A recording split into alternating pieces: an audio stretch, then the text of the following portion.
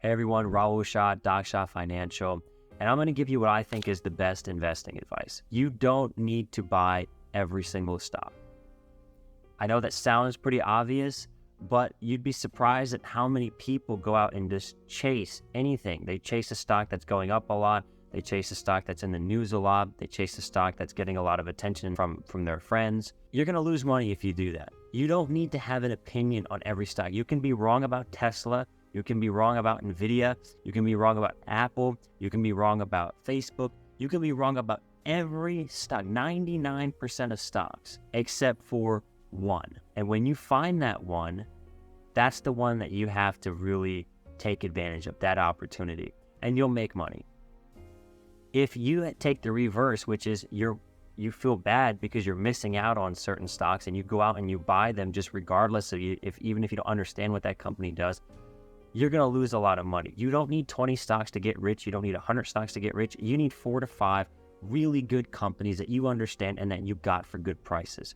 Yeah, I'll tell you a quick story. One of my best friends, years ago, like 5, 6, 7, 8 years ago, he would try to get me to buy Tesla over and over and over again.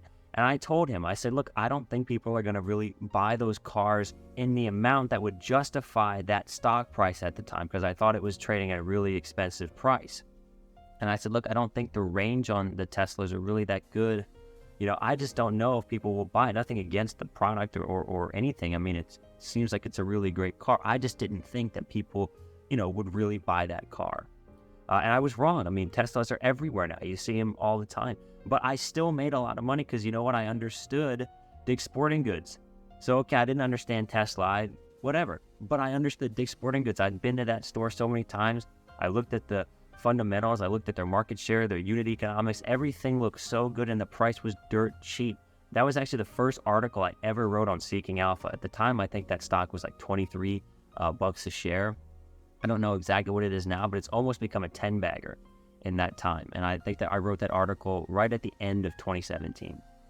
So you don't need to be right about every stock. I was wrong on Tesla. I've been wrong on other stocks. There are certainly stocks that I looked at and thought, I don't think that's a good idea, and they've probably gone up like crazy. But that's okay, because the stocks that I know, that I understand, and that I bought have done equally well. And that's really the wisdom that I want to impart to you if you're trying to be an investor, is that you don't need to really go out and buy 20 different stocks, or you don't need to feel like you need to own a piece of every single stock. Stick to what you understand. And when you find those opportunities where it's a business that you understand and the stock price is trading at less than what that business is worth, that's an opportunity that you have to take advantage of. And I want to leave you with one really just incredible thought experiment, and it's from Warren Buffett again. He talks about having a punch card, and he would do this when he would give lectures to students, where he would say, hey, if I gave you a punch card with 20 punches, and every time you made an investment decision, you had to use up one of those punches, he said you'd be very rich. Now, why does he say that? What is the rationale behind that?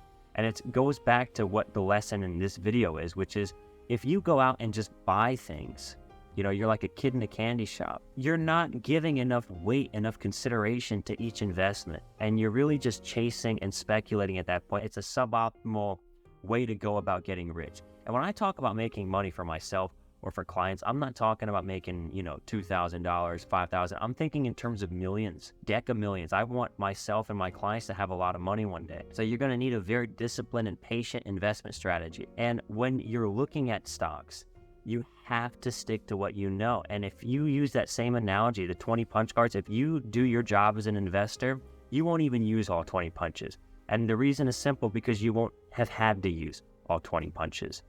You would give so much time and consideration to every investment decision that you make if you knew that you only had a limited amount, that every decision that you make would ultimately be backed by a lot of research and would probably do extremely well. And you'd get very rich probably using this type of a mentality. But most people don't. They don't have that punch card limited mentality. They're just thinking, I have an unlimited ability to go buy whatever I want. It's sort of like in life, when you think, hey, I'm going to live forever and I can just do whatever I want to do later in life. And the reality is that you have a limited time on earth, and you really need to take advantage of every year that you get, every day that you get. The same way in stocks, you need to take advantage of the few opportunities that you get and not think that you can just chase unlimited stocks or that you have forever to live. The same kind of analogy is at play there. So again, the takeaways are pretty simple. You don't need to be right on every stock. You can be wrong on 99.9% of stocks, but when you find that really good opportunity, that stock that you know is just right, take advantage of it. And if you really don't know how to do that and you struggle with it, just shoot me an email, raul@docshaffinancial.com. I'm a professional investment manager. I create and manage stock portfolios for clients all the time. So go ahead and reach out. I always respond. And yeah, I hope you learned something from this video, and I'll see you in the next one.